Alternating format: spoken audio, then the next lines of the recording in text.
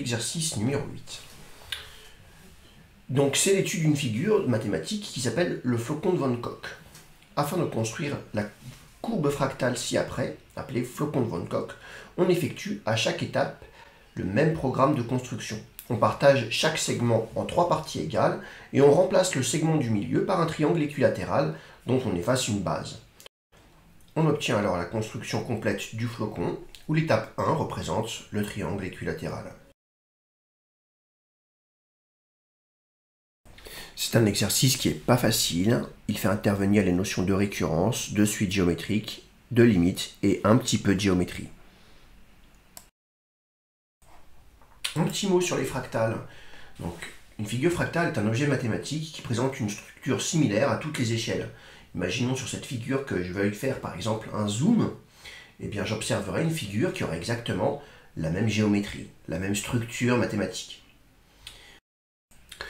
On peut observer des formes fractales dans la nature, par exemple le chou romanesco ou bien la fougère.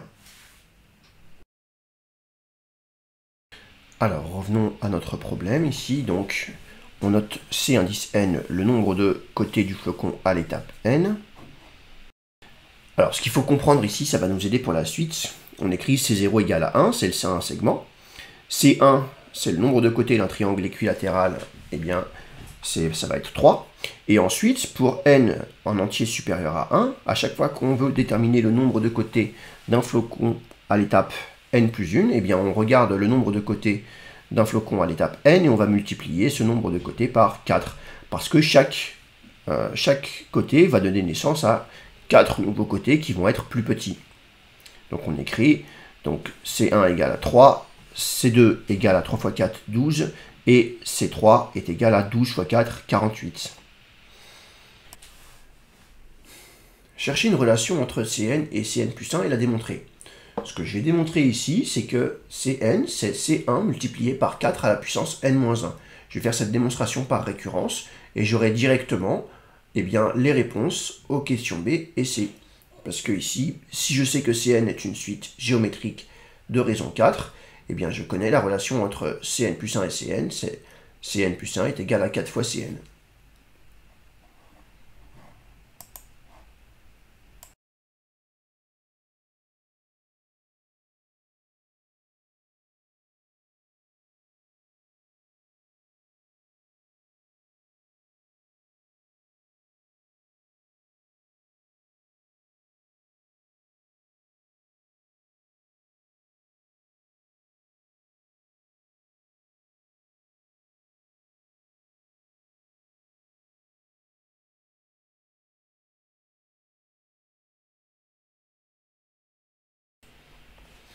Alors, une petite remarque quand même ici, c'est que je fais une démonstration par récurrence. On aurait pu se contenter simplement de dire que pour déterminer le nombre de côtés du flocon à l'étape n plus 1, eh bien on multiplie le nombre de côtés du flocon à l'étape n par 4, tout simplement.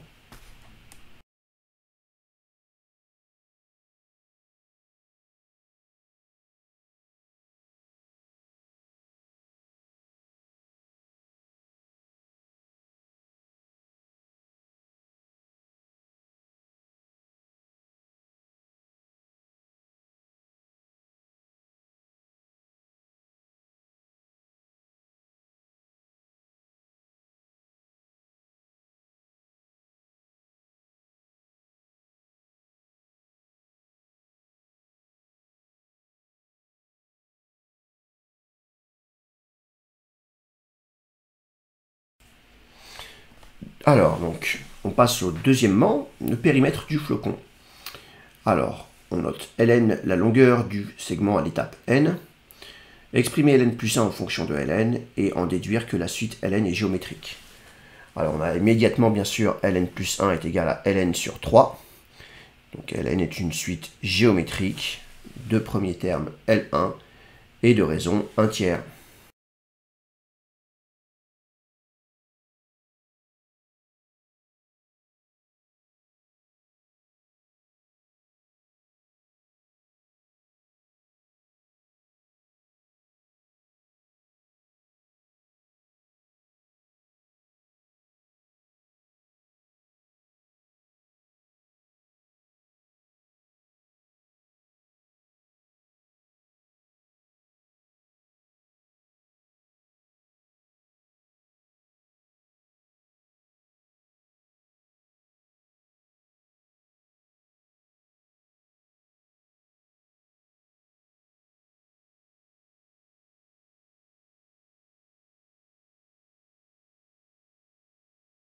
exprimer Ln en fonction de n et de L1.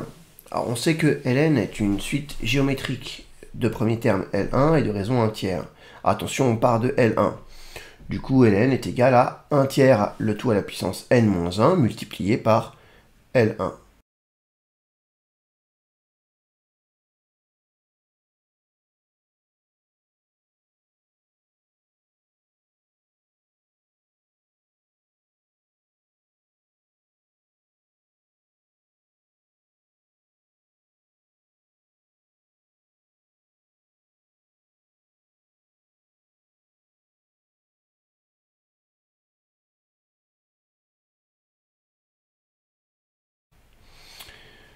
On note Pn, donc la question d'après, le périmètre du flocon à l'étape n.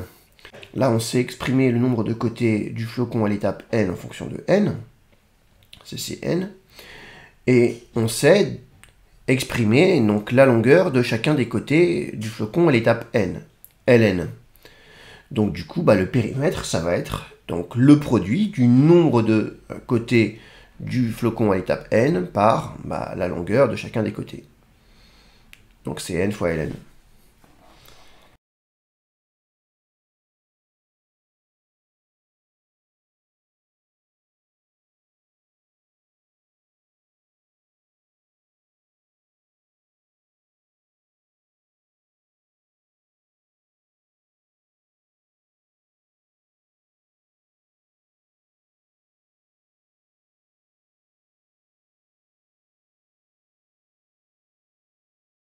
Alors, on déduit à la limite de Pn quand n tend vers plus l'infini. Donc, bien sûr, ça revient à chercher la limite de 3L1 multiplié par 4 tiers le tout à la puissance n-1.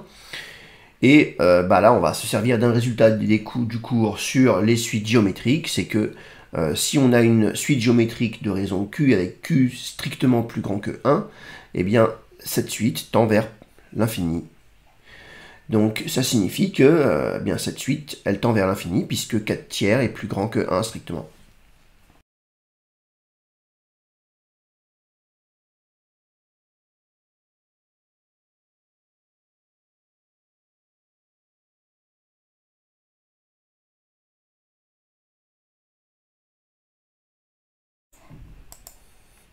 On entame la dernière partie, la partie sur l'aire du flocon de Von Koch. Donc on admet que l'aire du triangle équilatéral à l'étape 1, c'est L1 au carré multiplié par racine de 3, le tout sur 4. L'aire du flocon de Von Koch à l'étape n est notée AN. Alors, on a une relation de récurrence à démontrer entre l'aire du flocon de Von Koch à l'étape n plus 1 et l'aire du flocon de Von Koch à l'étape n. Alors bien sûr, on va se baser encore sur le fait que pour passer de l'étape n plus 1 à l'étape n, on prend donc la figure de l'étape n à laquelle on va rajouter autant de triangles équilatéraux qu'il y a de côtés. Et chaque nouveau triangle équilatéral qu'on rajoute est une réduction du triangle équilatéral initial, celui de l'étape 1, et le coefficient de réduction va être 1 tiers à la puissance n. Chacun des côtés est multiplié par 1 tiers à la puissance n. C'est le coefficient de réduction. Et donc là, on se sert d'un résultat de géométrie qui dit que si les longueurs sont multipliées par 1 tiers, alors les aires vont être multipliées par 1 tiers au carré. Du coup, là, les longueurs sont multipliées par 1 tiers à la puissance n. Les aires sont donc multipliées par 1 tiers puissance n au carré, c'est-à-dire 1 tiers à la puissance 2n.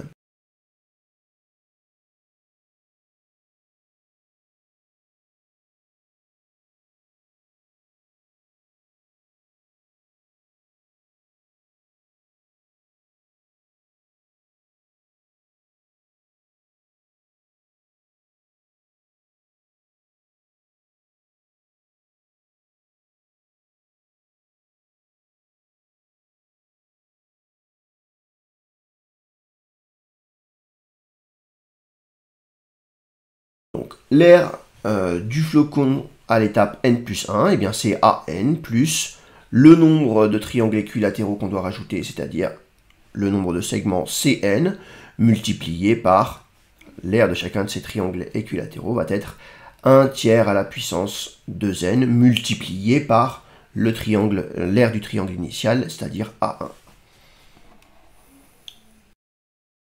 Maintenant qu'on a démontré une relation de récurrence entre AN plus 1 et AN, ce genre de question va se traiter par récurrence, en initialisant A2 bien sûr.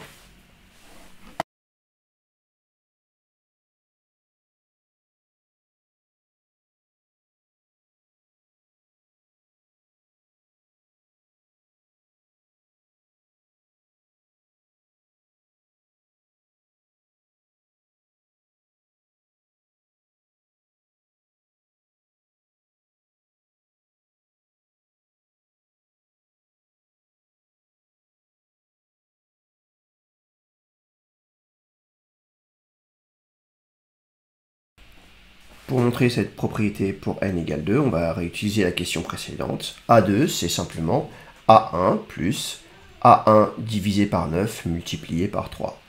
A1 plus 1 tiers de A1, ça fait 4 tiers de A1, ça marche.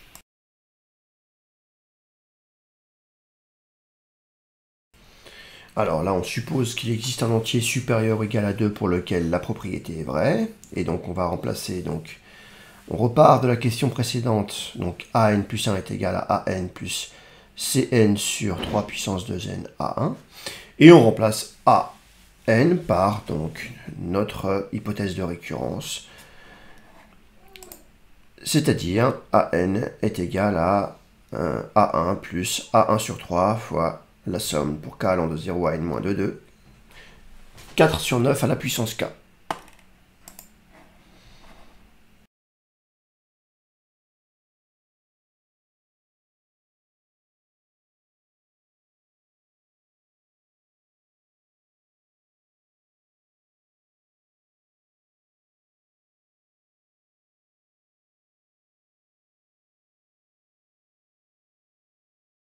Alors là, je ralentis un petit peu pour bien expliquer ce que je fais. Donc je sais que Cn, c'est 3 multiplié par 4 à la puissance n-1.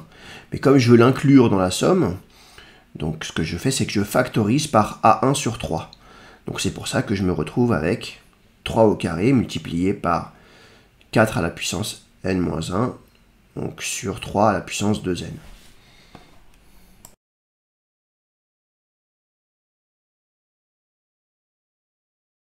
Donc 3 au carré à la puissance n, ça nous donne 9 à la puissance n. En simplifiant avec le 3 au carré qui se retrouve au numérateur, j'ai donc 9 puissance n-1 au dénominateur. Et au numérateur, 4 puissance n-1. Et donc je peux l'inclure dans la somme. Donc AN plus 1 est égal à A1 plus A1 sur 3 fois la somme pour k allant de 0 jusqu'à n-1, avec le dernier terme que je viens d'inclure, de 4 neuvièmes à la puissance k. Alors, en déduire une égalité pour AN, ce qu'on va utiliser ici, c'est un résultat de cours sur les suites géométriques. Encore une fois, on va utiliser la somme des n premiers termes d'une suite géométrique de raison q différente de 1. C'est toujours le premier terme multiplié par 1 moins q à la puissance n sur 1 moins q.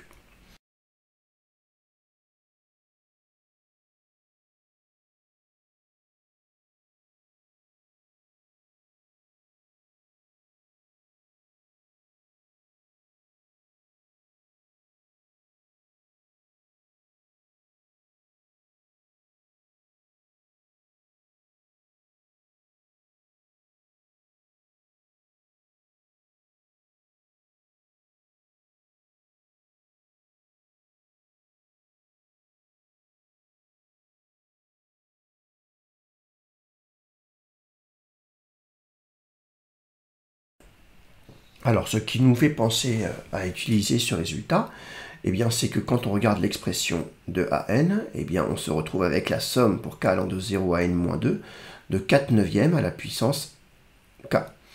Donc on a la somme de n-1 termes qui sont les termes d'une suite géométrique de premier terme 1 et de raison 4 neuvièmes. Donc en utilisant la formule, eh bien on a AN qui est égal à A1 plus A1 sur 3 multiplié par 1 moins 4 neuvièmes à la puissance n-1 sur 1 moins 4 neuvièmes. 1 moins 4 neuvièmes, ça fait 5 neuvièmes. A1 sur 3 multiplié par 9 cinquièmes, ça fait 9 A1 sur 15. Et on a le résultat qu'on nous demandait, A1 plus 9 A1 sur 15, qu'on peut simplifier d'ailleurs en 3 A1 sur 5.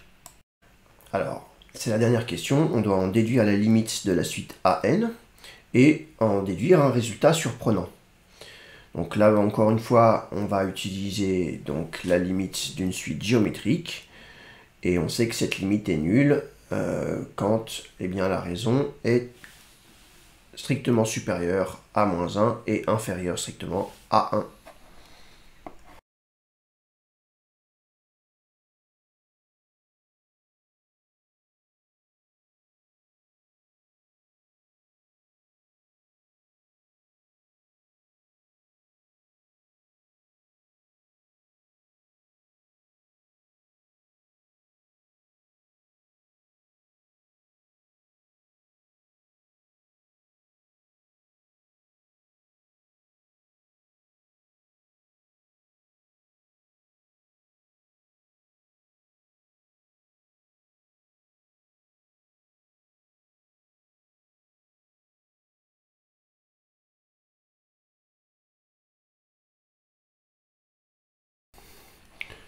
Voilà, donc là, par un calcul immédiat, on a la limite de la suite AN, c'est A1 plus 9 quinzièmes de A1.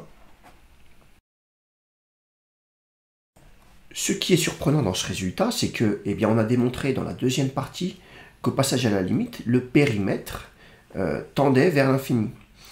Et que là, dans la troisième partie, on a une aire qui va tendre vers quelque chose de fini. 8 cinquièmes de A1. C'est un résultat qui est surprenant.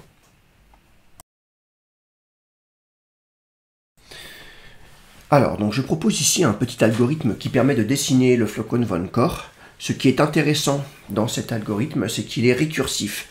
En effet, la fonction ast, qui est en haut, et qui prend deux arguments a et n. A, ça va être la longueur d'un segment, et n, c'est le nombre de répétitions qu'on souhaite faire pour dessiner notre flocon de von Korr.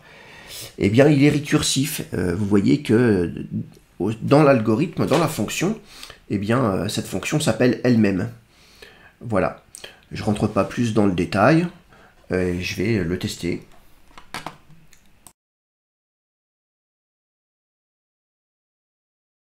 Alors, testons-le déjà avec 4 répétitions.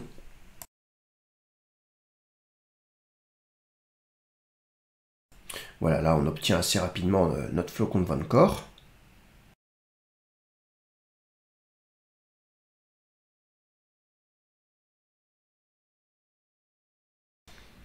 Alors maintenant, je vais le tester pour 6 étapes, toujours avec donc les mêmes dimensions.